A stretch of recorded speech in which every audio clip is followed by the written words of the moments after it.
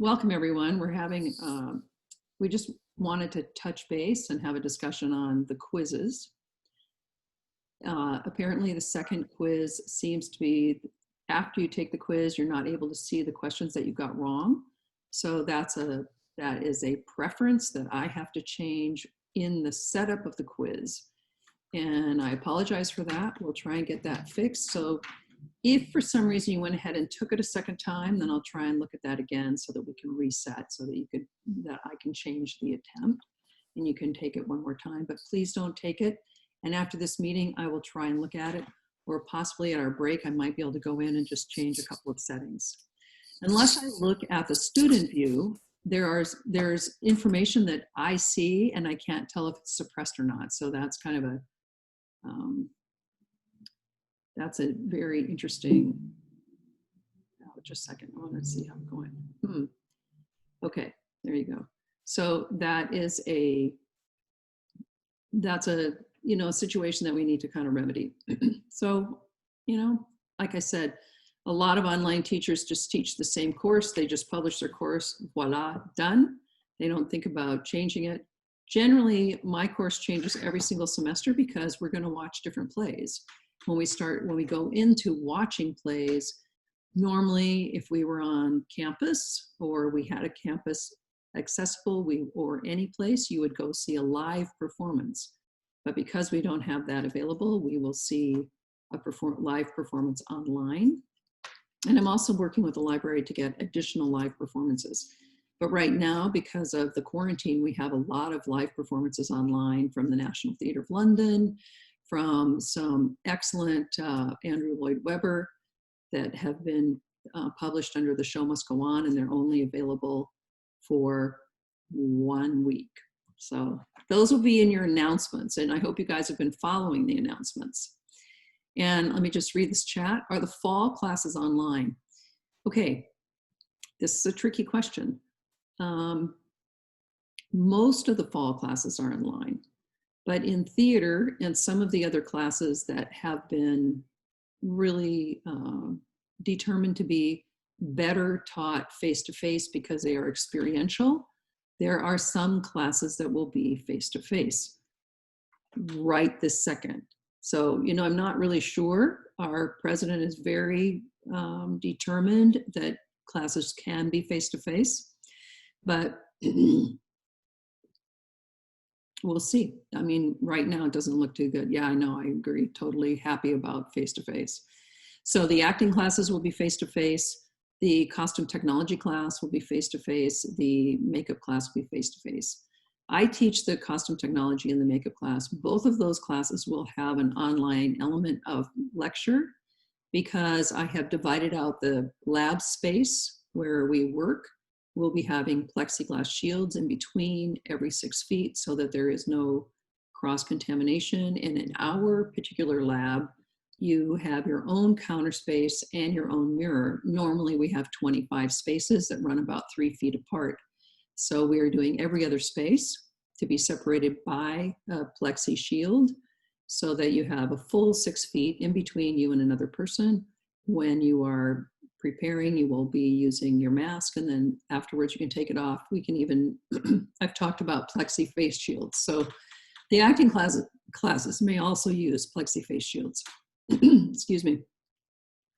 So yeah, that's to be determined. So I imagine the sculpting class may be online, ceramics, those kinds of things, which would be very hard to do on your own. I think painting can actually be online, but those three-dimensional textural things are very difficult to teach online. So last semester when I taught costume technology, I literally mailed out textile samples and other things to people. And this semester I'm prepared to check out sewing machines if you need to take them home. So it's going to be a lot of fun. It is a very fun class. So I encourage you to look at the fall schedule. That if you have not enrolled before, then tomorrow, July 7th, is the day that enrollment opens for everyone. And today, July 6th, is the last day to drop the class without a W. Before everyone came online, we were talking about the discussion, and I hope you had a chance to read the discussion thread. I felt like the posts were exceptional. The grades for the first assignment 1 Canvas upload and the discussion have been posted, and my comments are there. So please take time to read them. And could you just let me know how you received the comments? Did you just get a notice that said the comments have been, or the grades have been uploaded, or did you get a read of the comments showing that they are what they are in your email? Just I'm wondering how you received those. I got an email that said that my homework discussion had been graded, but I can't figure out where to read that yet. Okay, so anybody else? Can you figure out, did you go back to you should be able to, there you go. Thank you, William. So great to have you guys there. So you should be able to go back to Canvas on the home section, and there would be your feedback. So okay. You can try that while we're here if you want to do that, because that way you can actually see where the feedback is. But the discussion group was really exciting. I've never had that before. So I was thrilled to have you interact so positively and so rigorously with each other, and to think about the material. And a couple of people said, this was my favorite thing. I can't believe we did this. And some others said how much the material, the idea that Lin-Manuel Miranda wrote something that was a personal story, an authentic story to himself, that he then wanted to see his neighborhood on stage, and then that made a difference for every single person in the cast. And you got their personal story, and then you got the story in the story. So that was really that whole mirroring and duplicity that we talk about in theater as a duplicate. Okay, anybody else want to talk about the discussion for just a second? So you should have gotten an email from me if you were missing an assignment, if you are missing more than one assignment, and that way I can help you guys stay up on all of our work. So I appreciate your promptness, and I appreciate this information on the quiz. Okay, any other things for the good and welfare of the class before we start with theater spaces? We have a really fun assignment that goes along with theater spaces, and it is uploaded on your Canvas. It's to look for an alternative theater space that is non-traditional. So you can, instead of just putting in what is already a theater space, after we go through theater spaces today, to think about what a theater space needs. And remember from our very first discussion, what does a theater space need? Peter Brooks says, an actor walking across the stage, seen by an audience, makes a performance. So that puts us down to 3 specific things: the actor, the playing space, and the audience. So let's see where we go with the ritual and early theater and how that has stayed for millennia, thousands of years. And I will do a screen share so that you can see that.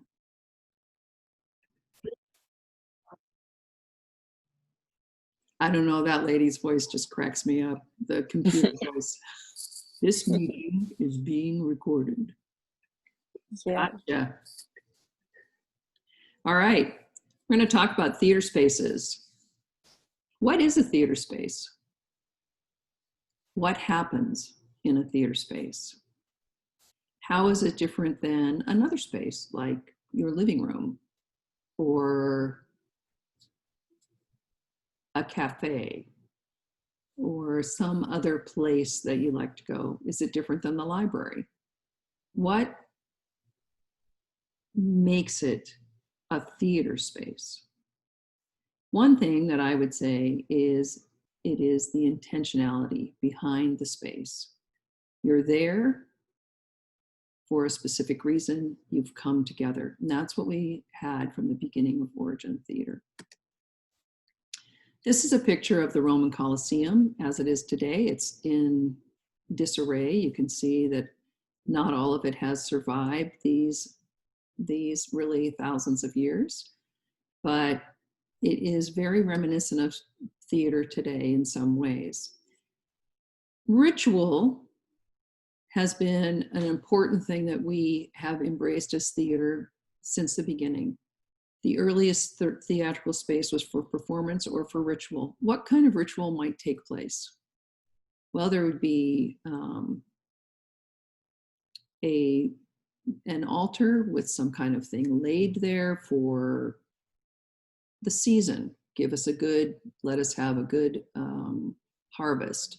Let us have a good planting, different kinds of things like that. Or for a performance when something is being viewed. Both a performance and a ritual deal with a social relationship, and living people are enacting this social relationship, where theater shows and says things about social relationship because there's two people interacting and there's a demonstration about a story. You get a relationship. And that goes back to when we read Trifles. What were the relationships between the characters, and what were those relationships saying? Ritual does things to reinforce or bring about change. So that would be, maybe a ritual is you're laying your best fruit on the altar so that you can be blessed with a greater harvest. This goes back to paganism, to any kind of altar worship, other kinds of things that are deep, deep, deep in man's existence. The origin of today's theatrical experience is enactment. So not like the reenactors, but kind of like that. So think about what those reenactors do when they are putting on the, usually I know there's Civil War reenactors and there is the Revolutionary War reenactors. So they each take a side. A person selects which role they're going to play, whether it's Revolutionary War or whether it's a patriot, the rebels that were protesting against the revolution, against England. And then they will reenact certain battles really stage by stage. So as each battle unfolded, it was documented in a diary, and the reenactors study that, and then they enact those movements so that they can have that experience of what it was like to be in this particular battle. Included in that enactment is an audience on the side as well. So in fact, even though the origin of theatrical performance is enactment, we still have that going on today. In a very simple playing field, they would go to the location, the geographic location where the battle took place, and then they would reenact that particular battle. Imitation, something imitating something else. It could be animal, it could be other kinds of imitation. I'm just trying to think of something. Or it could be, for example, imitating what a parent does to with a child. So you are then playing Let's Pretend. And then seasonal performances. So they would be based on everything that you know as the life cycle of the season. I'm just going to check and see if I'm missing anybody that's trying to come in.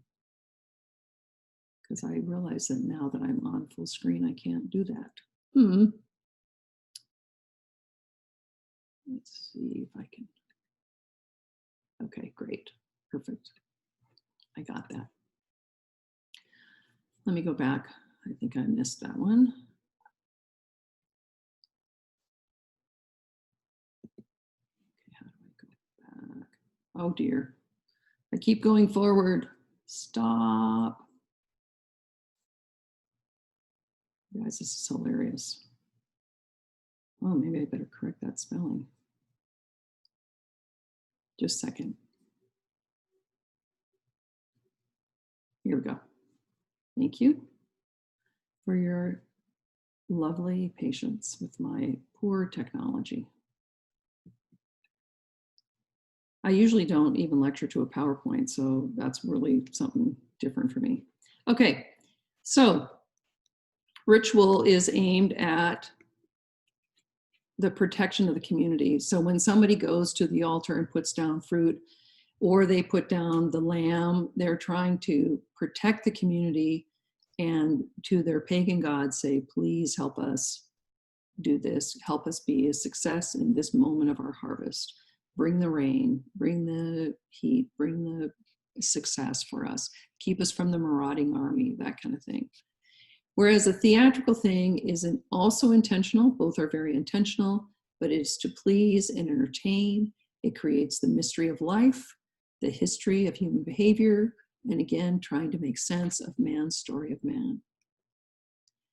We go into a more developed theatrical experience when we go to the Greeks. Now we're in about 999 to 30 BC. The theater of Dionysus honors the god of fertility. It was a great festival, a beautiful time of wine and celebration, happened with the harvest. The performance areas are the orchestra, which is the dancing circle, thinking of it as a simple circle in the dirt. And then the skena, which is a place that was something behind the circle. So just a wall, a scene building. It could be a place where they could change clothes, where actors could wait in the wings. And others could be hidden and disguised. So the audience would have only one place. And we're going to see this also demonstrated in another form when we get into modern theater. Skena is surprisingly like the word scene, S-C-E-N-E, or scenery. So when you think about skena, think about the fact that it is the backdrop for the scenery. Just like the orchestra in modern day, we have the orchestra pit, and that's where the orchestra is sequestered during a musical or a performance, and it's usually lower than the stage, and it is often a rounded space in the front of a proscenium or traditional theater, like our Garvin Theater. Paradoi. These are entrances made through passageways. So they could be through the audience. And in fact, in modern days, we definitely have them through the audience. And they could be other passageways on either side of the skena. The chorus. This is a shared, what did they do? And when we read Oedipus this week, we'll be talking about the role of the chorus in comparison to the role of the actors or the characters. The chorus is a shared audience reaction to events or characters. They lead the audience in how to react. They show the audience, oh, this is what this scene is about. The chorus interacts with the actors and yet serves as the ideal spectator. But the chorus as a group adds spectacle, movement. Sometimes they're used as scenery. They can have a song, they dance, and they create this bridge between the actors and the audience. So they move seamlessly and they hold the place in between the actors and the audience. And as the place of reason, they sometimes interpret what's going on stage for the audience, and often they repeat what has happened. So we'll particularly in Oedipus, which we're going to look at, we'll have two characters speaking, and then we'll have the audience again interpreting what they've said. Medieval theater, with a terrible misspelling. I'll fix that. 950 AD to 1500 AD.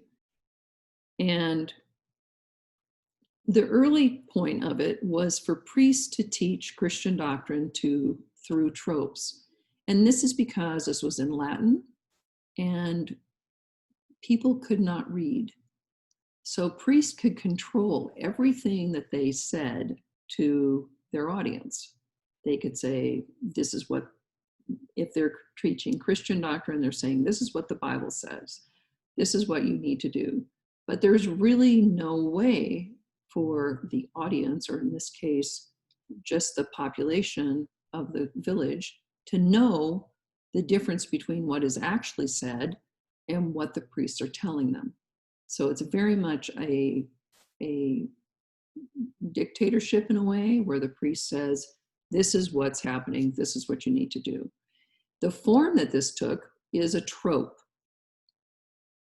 and that's a chanted dialogue. And we have that form even today, and certainly in more formal traditions, as in the Jewish tradition, we have a cantor. In the Catholic tradition, we often have sung or chanted dialogue. The Quem Quaertras trope in the 10th century was the medieval church drama, and it was in the form of question and answer.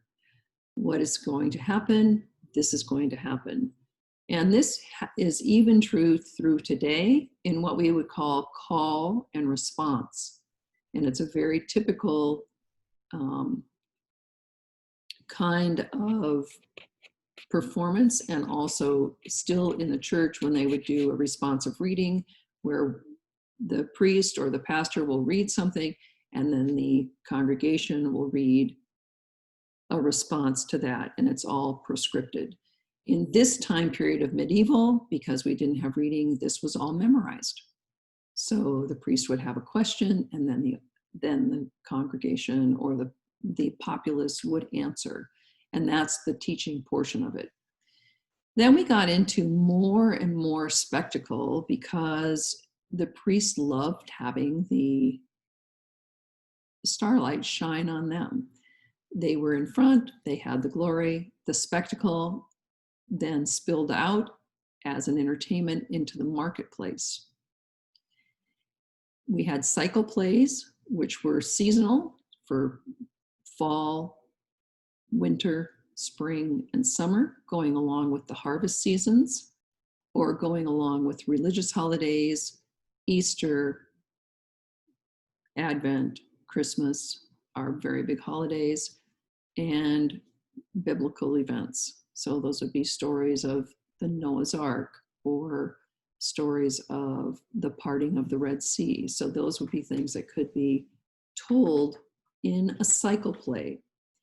There's a time that we need to look at this in the medieval theater where we have the Dark Ages, and it's right around 1100. The church got so wild that basically all entertainment was shut down and theater was banned. We couldn't do this anymore. It was too wild. It was too pagan. It was too elaborate. Local priests were feeling very powerful, and it completely went down and shut down. And this is when we start building up to this medieval period of fixed stages in open air public spaces. It's moved out of the church now, and it's in amphitheaters, natural amphitheaters, where the grass is growing up on a hillside, and then we'll see a theater below. We're going to see that again when we look at Bread and Puppet Theater. Street festivals, mansion stages, which are buildings that are a specific locale. So there would be heaven on one side, hell on the other side, and earthly scenes in between. The audience is very close to the performer. The audience stands in front of where the performer is going to be. And when they're supposed to be in heaven, usually that would be, if you would imagine 5 wagons, 5 mansions in a row, heaven might be on the left, hell might be on the right. There would be 3 earthly mansions in between, giving us different opportunities for location and scene. So the platea is the open playing space that is both in between the mansions and in front of the mansion, which is a raised house. So they're in the raised house area to indicate when they're in heaven. If they're going to hell, you would see them come down, go across this playing space, and then you can see them actually go into hell. So the audience is very close to the performer and sometimes intermingling with the performer. In addition to a fixed stage, we have a processional or movable stage, and this is a pageant wagon. And literally, if you think of wagon train, which is an old American historical thing about how people traveled from place to place, it's very similar to that. It is a platform on wheels. Also, what we know as the modern day parade float comes directly from this, where we have a scene in one platform. It's a very flexible space. The audience is close to the performer, but the amazing thing about the pageant wagon is there would be multiple pageant wagons with a traveling troupe of players. Each wagon could be a living space, as well as take place in one of these. It's still heaven to hell and earthly scenes in between, but they traveled from town to town. So there would be a horse pulling a trailer. It would be the pageant wagon would open up on one side with curtains so that you could see what was happening inside of the wagon, and they could travel from wagon to wagon to indicate a different locale. The Elizabethan theater is when we first get a permanent structure in England and Europe in the late 16th century. The performances are more commercial, and they have professional companies, often driven by the prominent actor, sometimes by the playwright, sometimes by the investor or the somewhat of a patron saint of a patron of a professional company. We have the Shakespeare's Globe Theater, a platform surrounded on 3 sides with open standing room, a stage backed by the Tiring House. So again, we have this platform with the scenery or the multi-level structure in back called the Tiring House. That would be 2 levels at least. There's the level above, which could be the balcony for Romeo and Juliet, and even sometimes a small level above that, which would be heaven. And underneath, you could see a place to hide. This would be curtained off, and you would have a hiding place. And we'll look at some visuals on this. The audience is very close to the performers. The audience actually stood in the pit and on stage. If you paid more money and you were a patron, you could have a chair or a seat on stage. You could be a performer in the piece, and you'd be wearing your costume from home to show off what you have. The scenery was minimal. What could be carried on and off in between and during a scene. So the major part of the scenery is the Tiring House, which is this multi-level structure. If you can imagine today it would be a scaffolding of 2 or 3 levels, and you would be able to climb up the back and come out and be on the balcony. This was festive and a cosmic drama touching all people, and it still affects contemporary theater today. We feel that when we go to a particularly moving theater, or when we see somebody, we want to have something that is really touches our heart. And that is something that why theater's been so successful. We get into the proscenium theater, which is what we talked about with the Garvin Theater when I showed you the stills from last time, which is from the early Renaissance, the early 17th century. The proscenium arch is an ornamental facade framing the stage. The Farnese Theater is the earliest theater, and although when you look at the Farnese Theater, it looks like both a proscenium theater and a thrust stage, the Farnese has a fixed proscenium arch, and this is a thing that makes a difference, is this fixed proscenium arch which frames the stage, even if it does have part of the stage or playing space that extends into the audience. There's a curtain that goes across the framing of the stage, and that hides the stage from the audience so that things that are in there can be revealed when the audience comes in. Generally, the curtain is drawn, so then there's a big surprise that can happen when the curtain opens up. The designers developed perspective scenery so that it looked like when things were farther away, they were smaller, and when they were closer up, they were bigger. This came also with a raked stage, which is a slanted stage, which comes down in the front and up in the back, so that as things get smaller, they get higher up and away. And this raked stage continues for today as well, as does perspective painting. The wing and groove system by Aliati was for moving scenery, and this was where they cut a slot in the floor, and they could pull a wagon underneath the platform, underneath the stage floor, if it's permanent, and move something from one side to the other in a wing and groove system. So there'd be 2 or 3 grooves in the floor, and they could move different houses from one side of the stage to the other. The most dominant style even today is for this perspective scenery. The audience is kept at a distance because the stage is raised and the audience is away from the stage. They are onlookers or observers to events that are happening on stage, very much looking at something instead of participating in something. And it's interesting that this lasted so long and that it was so much in a reaction to the Elizabethan theater, which was also in the late 16th century, around 1600, where literally the people were selling things in the audience right up in front of the stage, and the actors would be interjecting with the audience would be talking to them, and now we have this great distancing effect. The audience is over there and the performers are on the stage. This goes to the modern theater with the picture frame, which is exactly the same, but it's an enlarged proscenium opening, and usually that means wider. So the proscenium opening is wider, allowing a greater image in that picture frame, and also there's greater depth so that there's a bigger playing space.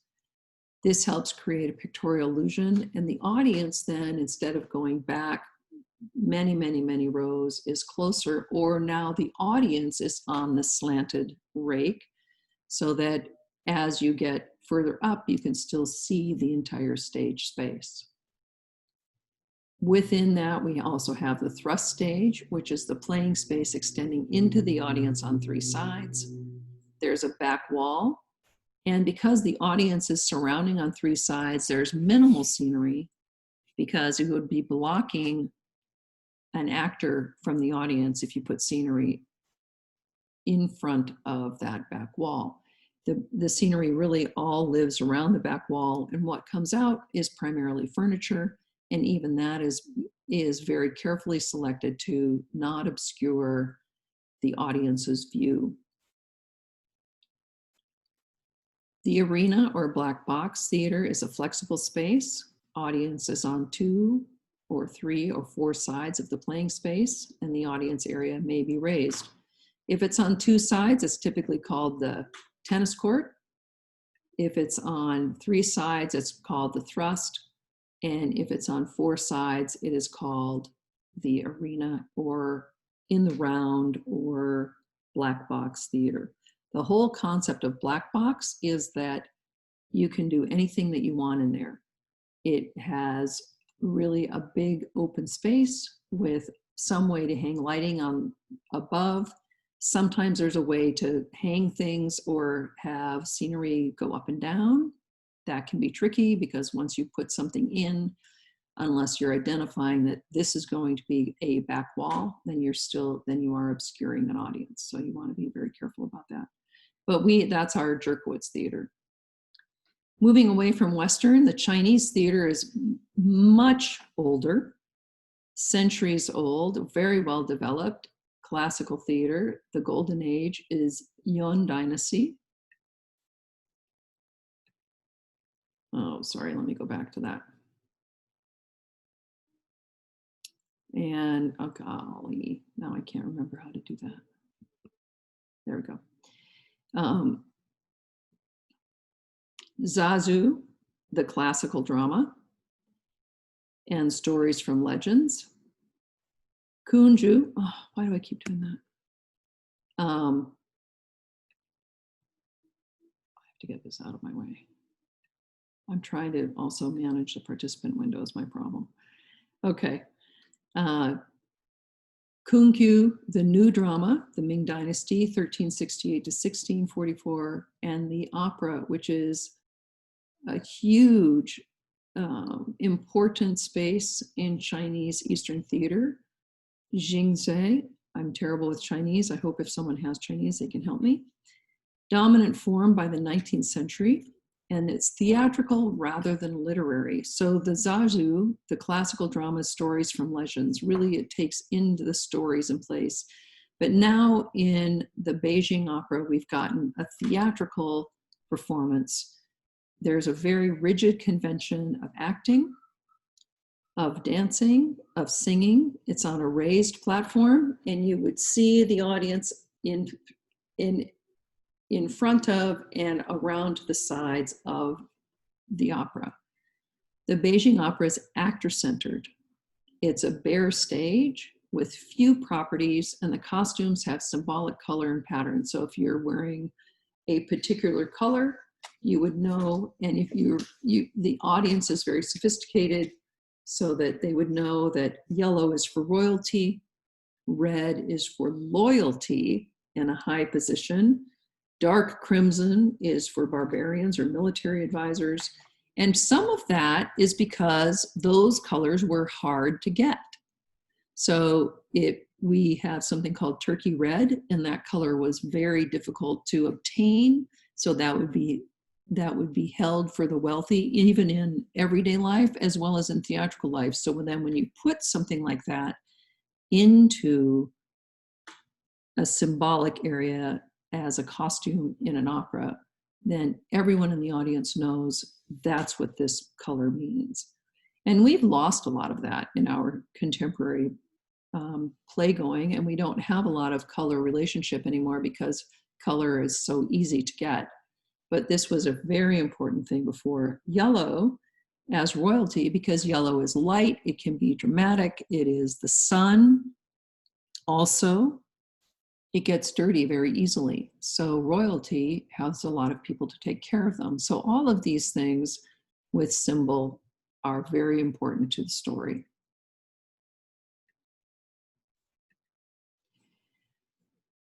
Eastern theater Japanese dates from 8th century, or what we know of it dates from 8th century, with the No theater established in 14th century, very stylized with music and mime. The No stage, located in the corner of the building with two areas, the Butai, which is the stage itself, and the Hasagatari, the bridge. So the bridge from one place to another where you can walk, and it indicates the journey. There are minimal properties, and each has a very important symbolic meaning behind it. And again, like the Chinese opera, going to the theater, you would know which one of these properties and what the meaning of the property is. So principal actors wear painted masks that designate basic types: men, women, elderly people, deities. And again, this is something that also was carried over into what we know as commedia dell'arte, where there are stereotypical characters represented by a mask. So an old man, women. Women masks are said to be neutral, but express a range of emotions: grief, happiness. So each mask would change with the emotion needed, requiring you to go off stage for that. So a fan can become a teacup if you are folded in half, folded into the closed position and use it as a drinking gesture. No actors are carefully controlled, fixed by tradition. The shite, principal actor, is the doer. He puts the action forward, and the waki, the secondary character, is his associate, his sideman. He helps the principal actor do what he needs to do. The conventions are handed down from one generation to the next. So if you were the son of a principal actor, a shitai, you would be expected, or one of you would be expected to be this also. So it's very much like in many traditions, if you are a rancher, your son is going to be a rancher. Any kind of occupation, this would be an occupational handing down from generation to generation. Again, with this very elaborate use of masks and costume. Kabuki. This is a combination of old and new around 1600. The kabuki stage covers the entire front of the theater, approached by the ramp, which is the hanamishi. And we even use this term today when we say, are we going to create a hanamishi for certain kinds of theatrical experiences, or if we need something that we're just creating this use, and this term is in use today.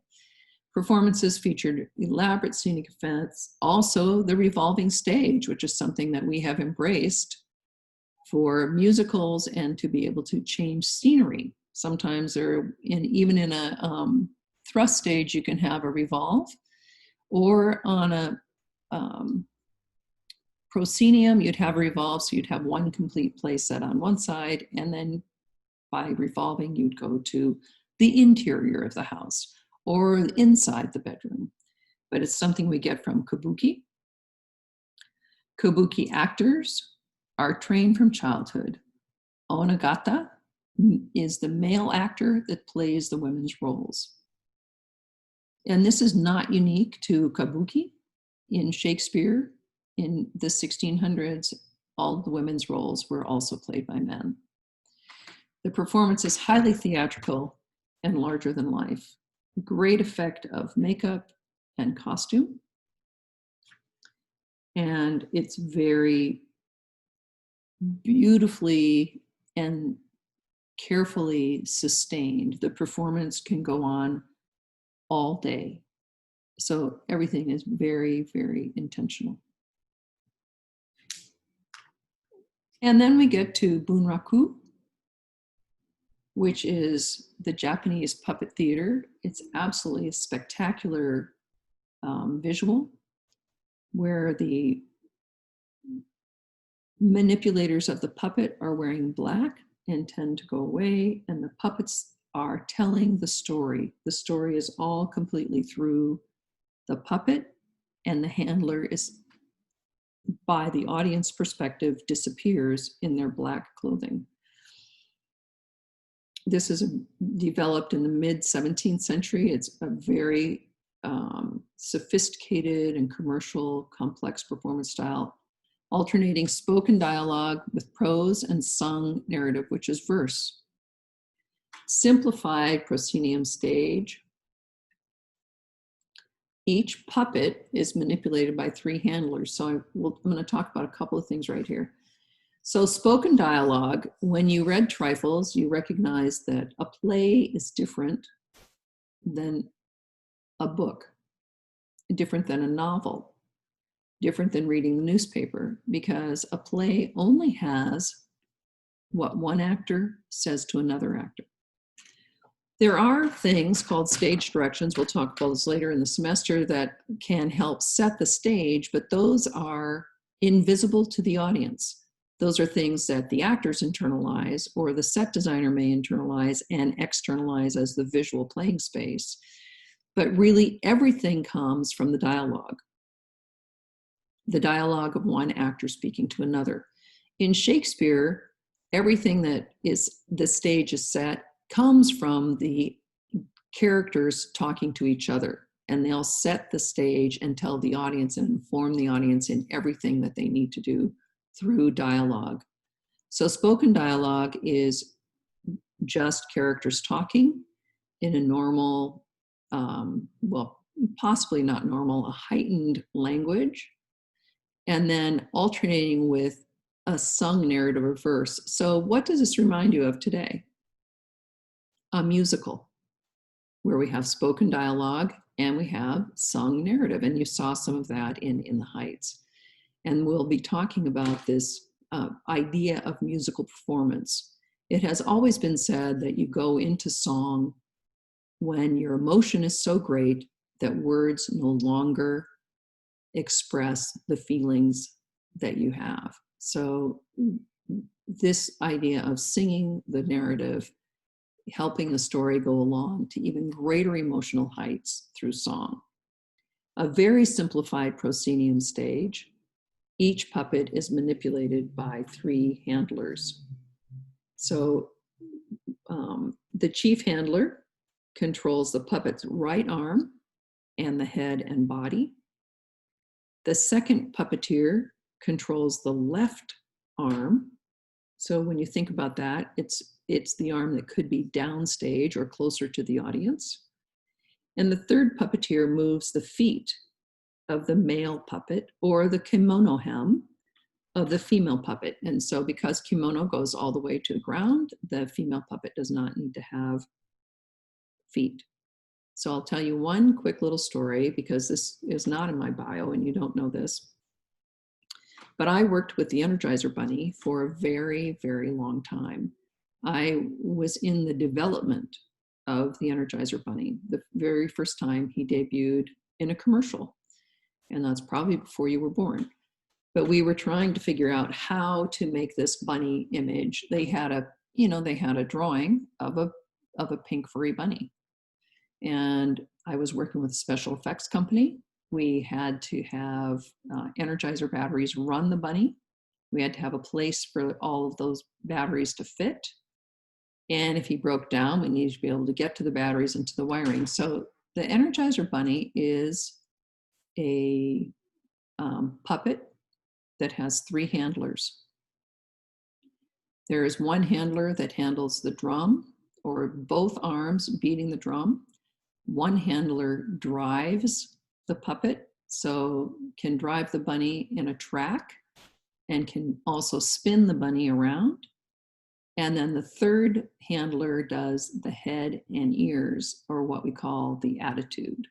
So this is a robotic puppet, all done by, not like Bunraku, where they're actually holding the puppet and they're wearing black, but done by remote control. But it is directly comes from this idea of 3 handlers from Bunraku puppet. It's so remarkable that they talk about the one chief puppeteer controlling the head and body, and also the right arm, but in this case, then the second puppeteer controlling the arm, the drum beat, and the third puppeteer controlling the drive or moving the bunny. So I just think that it's incredible that we have this hundreds of year old technique that is still used and very commercially popular and commercially successful in the Energizer Bunny.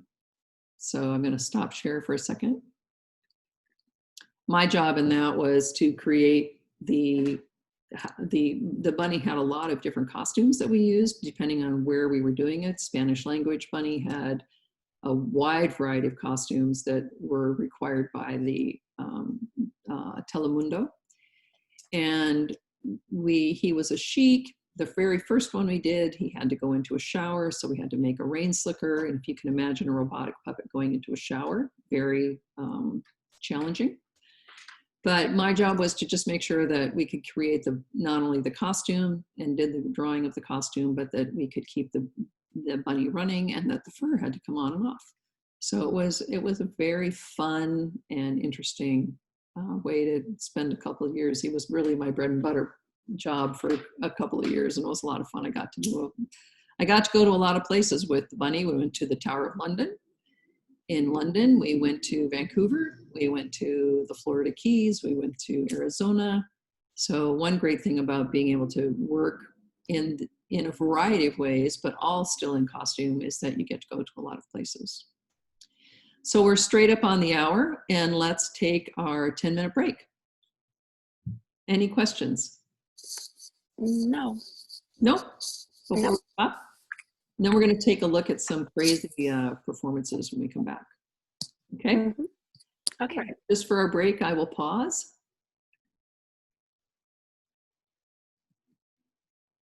Great. Welcome back, everyone. Let's look at Bunraku Theater.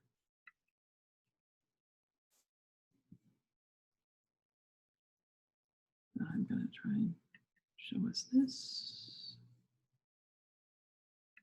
Well, actually, I think I'm going to have to do something else here. There we go. And let's take a look at what Bunraku looks like. Is everyone seeing the picture of Bunraku, red and white stripes on the left side? Mm-hmm. Yeah. Okay, very good.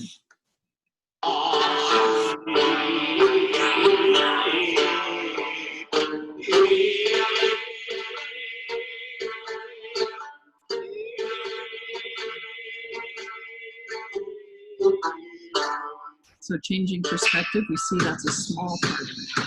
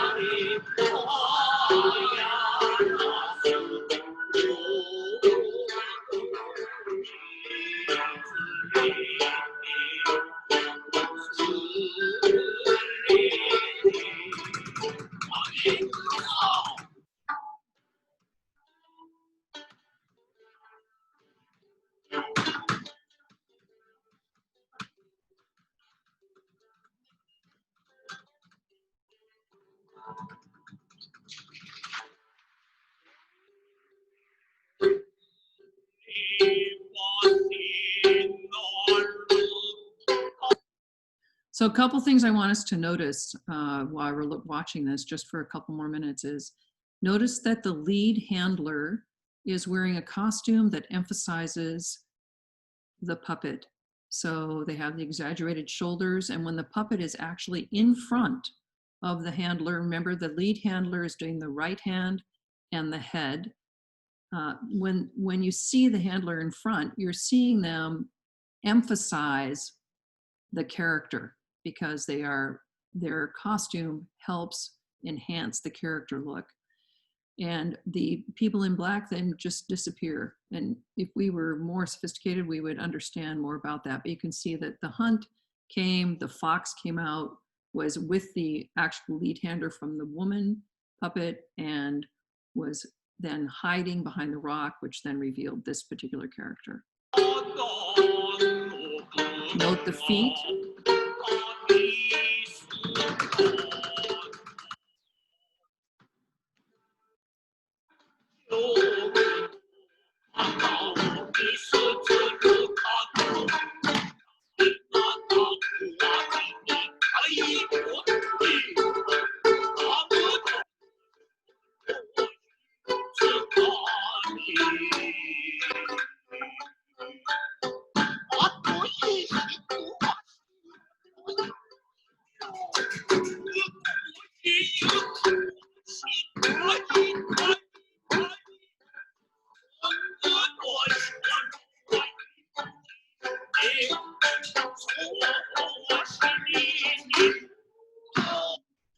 Fascinating, isn't it? Isn't it like beyond anything our imagination could have And these incredible, beautifully rendered characters handled by 3 different performers working in concert. And later on in the semester, we'll be looking at Warhorse, which is also, again, very much from Bunraku, a huge horse that it can even be ridden, but it's a big horse puppet that's handled by many different puppeteers. I'd like to take a look at a different, are you guys with me now on Bread and Puppet Theater? Yes. So this is one where we will see very different alternate playing spaces. They work a lot with this oversized character of characterization in mask. And generally it is very political, but many people go there to study puppets again. Around since the 60s, putting on shows with puppets that can be more than 20 feet tall.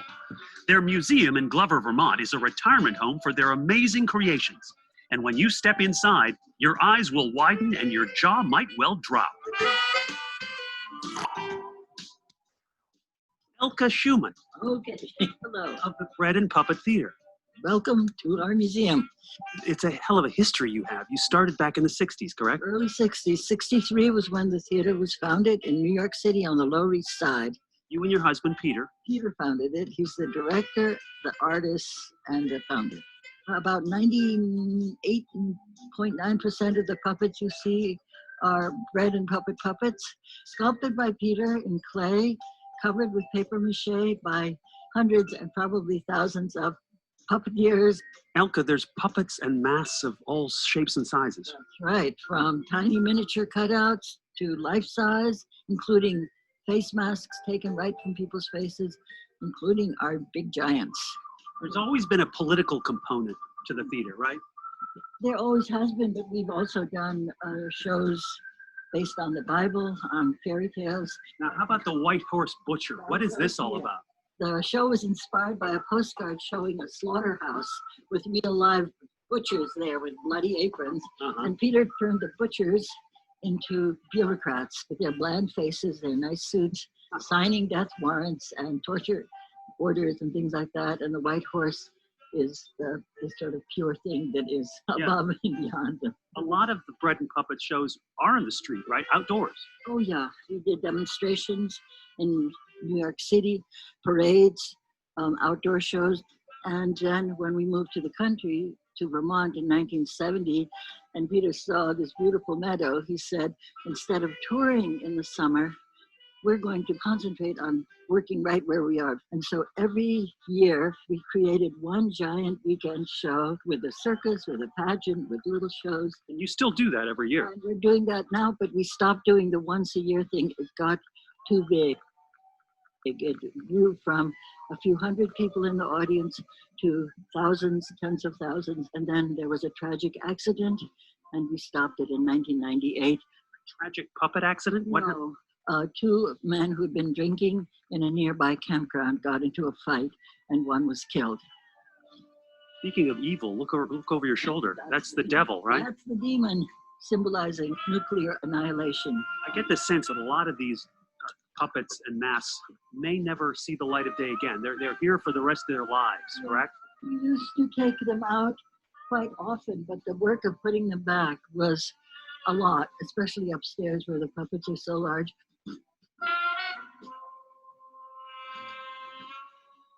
Wow, Elka, this is amazing up here. You've got some huge puppets here, don't you? We do, our giants. Our giant washerwomen and their cohorts, the garbage men, the Duke and Duchess over here. It's over here. You got some presidents here. The founding fathers. Do you have any idea how many puppets you have in here total? No, we've never counted them, but there are hundreds and hundreds, maybe 1,000 or more. Who's this guy? This is Fatso? Uncle Fatso. Our first bad guy puppet started and built in for parades against bad housing in Harlem. Sort of a slumlord. Yeah, that is the king of hell that you're looking at there. Yama, the king of hell. It's based on a Japanese legend. Some of your puppets are pretty horrific, pretty disturbing. Yes, they are. But the good washer. Intentionally so. Yes. I just noticed that the whole ceiling is also covered with with stuff. Peter suffers a very serious chronic disease called horror vacui, the terror of empty space. So anytime he sees that, Is that a real thing? Come on. I mean, that's one of the biggest puppets. What is that? That is called domestic insurrection. That's the giant butcher. How many people would it take to work that puppet? Oh, one strong person on the center pole. But then his And arms. each arm has a stick on it, and then you need well-coordinated people who can make it move in a lifelike way.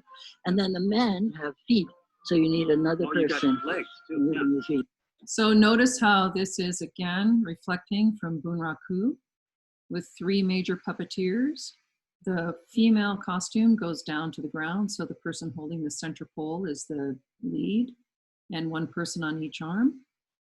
The man has feet, so there's an additional person to move the feet around, the center pole person to move the puppet, and then 1 person on each arm. And notice the size in this is the opposite of Bunraku, is a gigantic puppet. So there are a lot of things and a lot of different ways that you can express all kinds of human interaction and bread and puppet theater. I know back here, we'll just take a quick look back here because I want to point out, look at this scene of the puppets laying down. And doesn't that remind you of the protests that are going on right now of people laying in the street for 8 minutes and Black Lives Matter? And I think this is one of the reasons why theater will never die, is it has such a great voice and a great way to let society know that there are things that are happening that are wrong. We'll take a look at a different kind of performance of, I'll post it on our Canvas site so that you can take a look at some other of bread and puppet theater in performance, and I'll post this entire thing as well.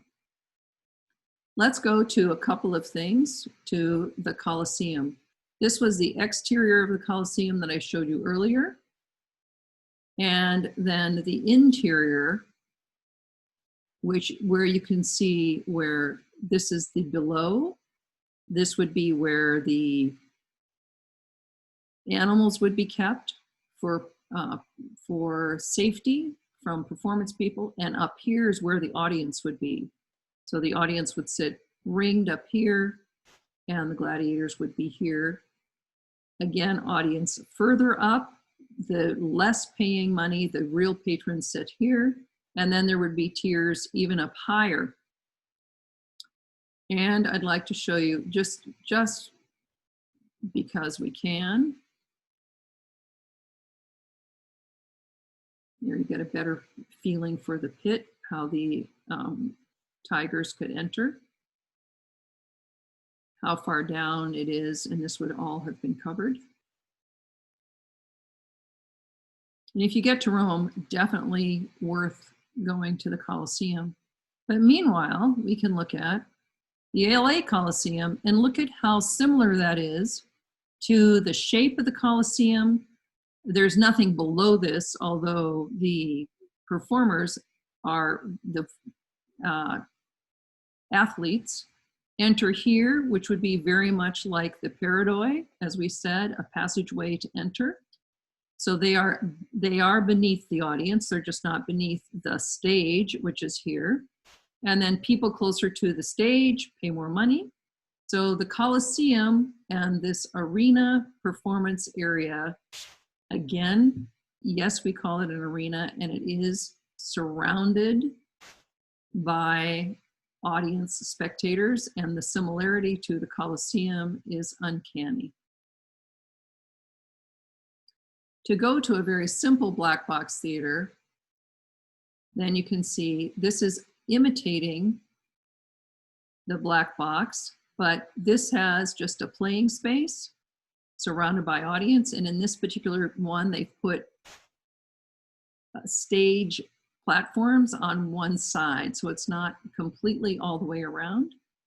This one is imitating a thrust. This is a small theater, but this is not the smallest theater. I've worked in a theater that had 40 seats. So a black wall, there's nothing back there. That I guarantee you the curtain is up against the wall. The playing space detailed by a matte, the audience aisle detailed by gray, and simple folding chairs for the audience. But very, very effective compared to a more elaborate black box thing, so that you can see the studio. I don't want to go there. Let me stop that. Okay. And here's a way that they can put scenery in to, again, 2 rows on each side with a skena. If we were going to go back to our Greek Dionysus theater, a skena, which is the wall behind, and a playing space in front. Notice everything is low. Nothing is going to block this person's view or this audience member's view.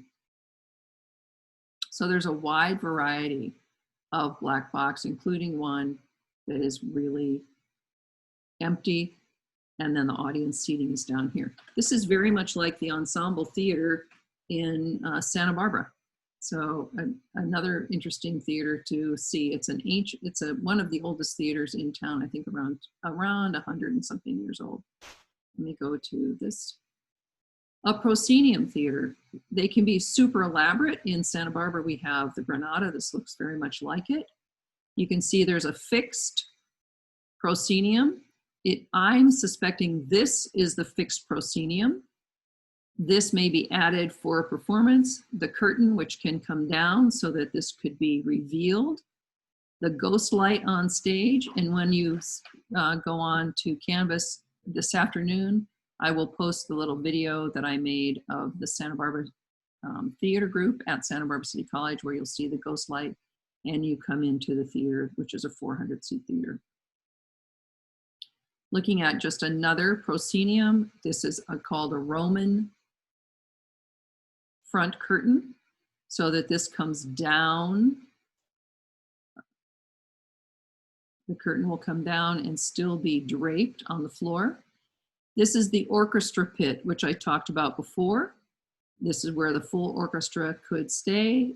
And again, that is the dancing circle that we talked about in ritual theater. The playing space, and notice the separation between our proscenium, the front of the stage, or the apron. The apron is that part of the stage that comes in front of the plaster line between the proscenium arch, and the audience. That is quite a distance to gap for an actor. They'd be very, very far away.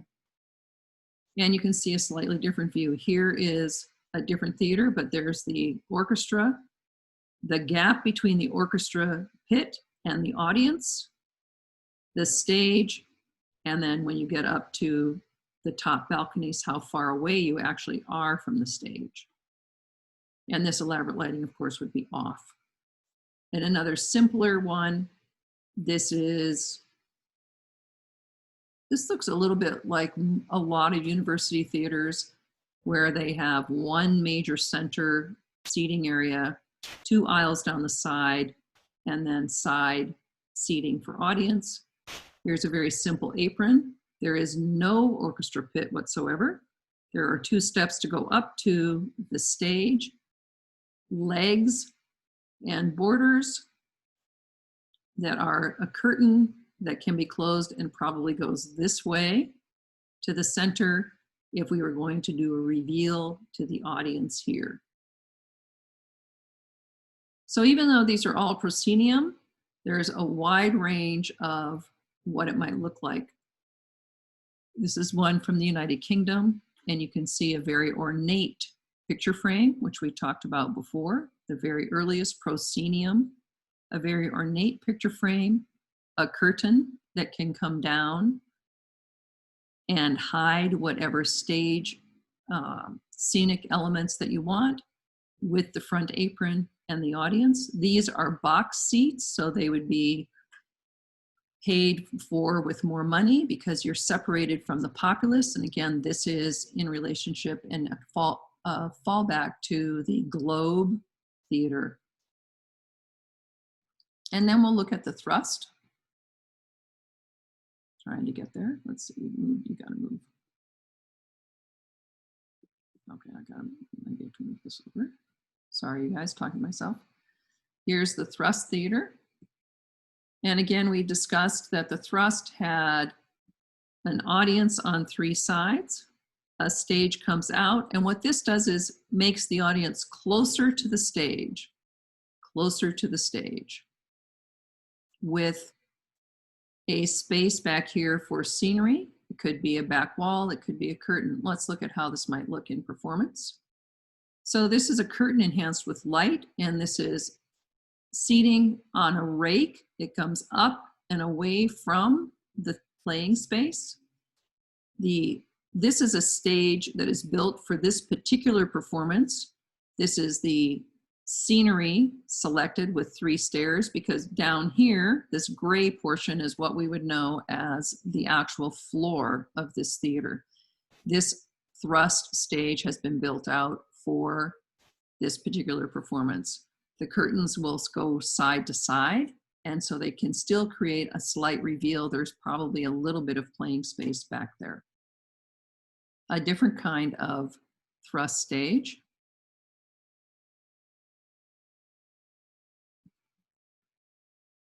Let's see if we can get it bigger. So you can see here is the playing space stepped out with a flat wall in back.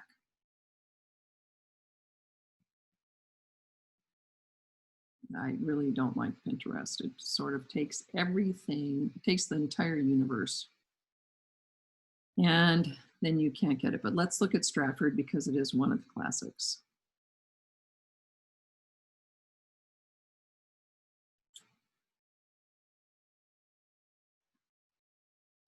What makes our space so performable? This is the Met on live. Oh, The Tempest. Maybe we'll take a look at that. I haven't actually. Oh yeah, I've looked at this one. Okay, so that's a really great brief introduction to some different kinds of theaters. And any questions? No questions? Anybody want to look at anything else? Shall we see? What is your favorite type of theater, like personally? You know, I think it would be different for a performer. For me, let me think. I mean, as a performer, I really worked mostly in a proscenium situation, so the audience is really in front of you. When you're in a thrust or an arena performance as a performer, you have to remember that audience is seeing every part of you, even the back. So you're often slightly to both sides so that you can play as much of the audience as possible, a 3/4 view, for example. As far as costume, and we'll talk about this later, but with costume, what you want to look at is if they're very close, then details really matter. The detail is essential, that you can see every single little button that goes down the garment. If you have 46 buttons going down the garment, you want to see that. It's harder to do a little bit of a trick. You know, let's say if you want to put a zipper underneath those buttons so that you can do a quick change. The proscenium theater is a bit more forgiving, but again, has to be slightly more exaggerated because you have that distance between the front of the stage and the audience. So the audience really at no time is going to be closer than 20 feet to any performer, even if the performer's on the front and the audience is in the front row. And by the time you get to the back row, you're talking 60 feet. So for the actor and the designer, you want to make sure that the costume is appropriate. It tells the character story. It can be seen from up close and look not over exaggerated, but look appropriate from a distance. And also the makeup is very important because you will not be able to see the actor's face up close. And even though the bread and puppet theater masks seemed very grotesque, you can see if you put them down Fifth Avenue in New York with very tall skyscrapers, they are showing a huge presence and they have a great gesture on the face, which is again similar to no theater, where the gesture of the face is telling us the story of the actor or of the character. So the same is true in proscenium. You need to be able to have the makeup translate for 20 feet and for 60 feet, which is very different than in a small black box theater where you're seeing a lot more of the actor's face and facial expression. So, you know, everyone says, what is your favorite play? What's the favorite design you've ever done? And I always say it's usually the one I'm working on right now. Any other questions? Thank you for that. Oh, I realized we didn't take a look at pageant wagons. Let's look at that. I think that's a very fun thing to look at because it is so close to our experience. So let's do that. And because it's so fun and elaborate. And I'll just wait for a second. If anybody has a question, though, we can do that first. If not, we'll go to pageant wagons. I didn't get a chance to look at the quiz during the break, and I'll do that right after class. Okay, let's look at pageant wagons. First of all, look at the entirely beautiful color. We're going to look at this one first because it is the simplest. Here it is, a simple wagon, wheels, the tongue of the wagon going to a horse or an oxen of some kind, below holding it up, and the curtains as it would go all the way around. This is clearly the castle wagon, as indicated by the top of the structure. So fascinating how that really works beautifully. But you can see how a parade float is very much influenced by that. And we'll compare that to, here's a medieval pageant wagon later. Let's see if we can see this up close. Okay, sorry, going back. Okay. And this could be a pageant wagon. The wheels are concealed by this cloth. But let's take a look at these other pageant wagons covered with cloth. And again, they can move, which is very great. You can see how this is a very intimate storytelling place. The audience is here. They are sitting on the bundles that they're carrying from the forest with their dog, someone of greater wealth, which you can see by the red and the costume that they're wearing or the clothing. So the audience can be right up close to the actors, but pretty much their eye level is closer to their foot level. Same in here. But hordes of people, this is in the town square, some kind of religious performance as indicated by the curtain that's on the front concealing the wheels. And many, many people around this performance. It can be seen from all sides. It's open, but this throne would obscure the view from the people in the back. But the entire square is part of the story of this play, because you'll see they would go from town to town, which typically a medieval town is in this format of the town becomes the wall on the outside. A very elaborate pageant wagon with people going by on horses, and they're just getting ready to put this decorative piece up and cover the wheel. And you can see back here they have other beautiful pulled by humans wagons. So it looks like they did some kind of a parade to get this in place. And then they have that. But incredible, it does, like when you think of the Rose Parade, we have somebody from Pasadena here, and you think that they have worked on those parades for a year in advance. And then they finally, the last week, they're putting all the fresh flowers in. And for the Rose Parade, they have to have all organic materials. So this is the Dark Ages that I referenced earlier, when theater came out of the churches and into the street, and you could have a performance here on a short wheel and just going through the town. So it would be much like a flash mob. Let's just go out, we're going to do the performance. And again, that's also, I think, what Bread and Puppet Theater is imitating, is we're just going to take our political views to the street. Here's another performer right here. So there's a lot to look at in these pictures.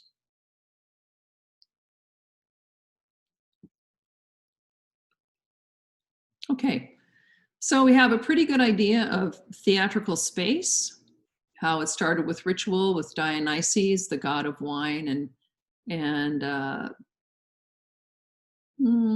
sexual frivolity and fun, and festivals, seasons, cyclical, whether it's based on the crops, the harvest, religious, biblical events.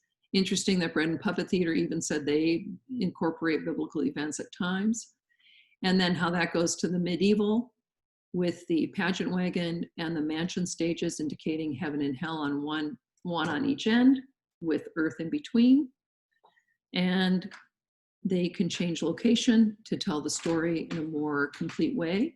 To the Elizabethan theater, which would be the Old Globe. I'm sorry, I forgot to put that up, and I'll put it into the Canvas section so that you can see how that works with the inner above, which is the heaven, the inner below, which would be hell, or it could be indicating the balcony. The inner above could be the balcony, or a place to hide, as in Shakespeare, much needing places to hide, to be disguised, to be behind. When we see Tempest, you'll see that they could create a ship, they could create a shipwreck, and they can create an island just in that same space. Then moving from the Elizabethan theater to the proscenium theater, the Farnese is the first one that we got, and the proscenium, which is the ornamental arch around a fixed arch around a stage. In front of that stage is the apron. In front of the arch is the apron. Behind that would be the stage itself.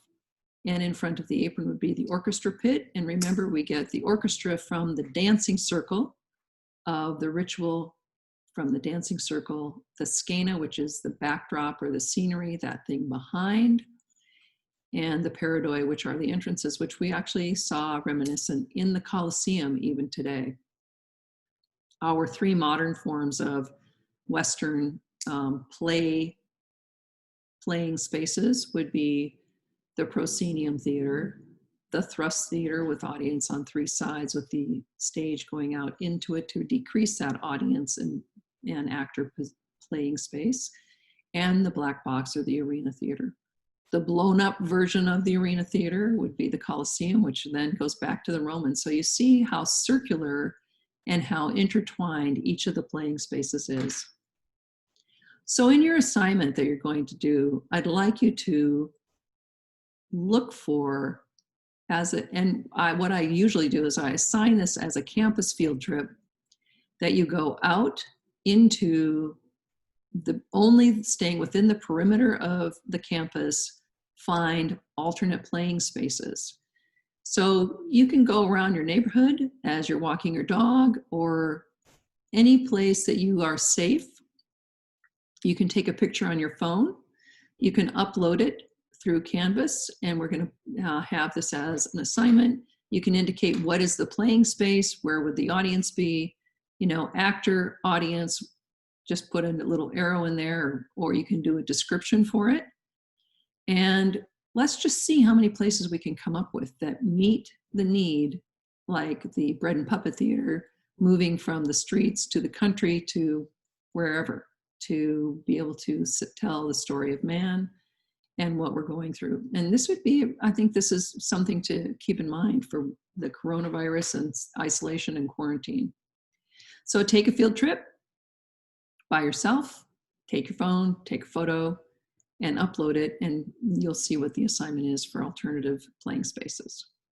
Okay, questions? No questions. No questions. Can we take photos of like amphitheaters that are already existing, or only organic places that we find that? I think that an amphitheater is like, if you can. Is that the most, you would of course get credit for that. Is that the most interesting? Is that the most provocative? Is that a place where you can actually change lives? I don't know. You decide. Maybe you want to take 2 pictures. Yeah, right. It's a really fun and interesting thing to see what people come up with and what other people's response is to that.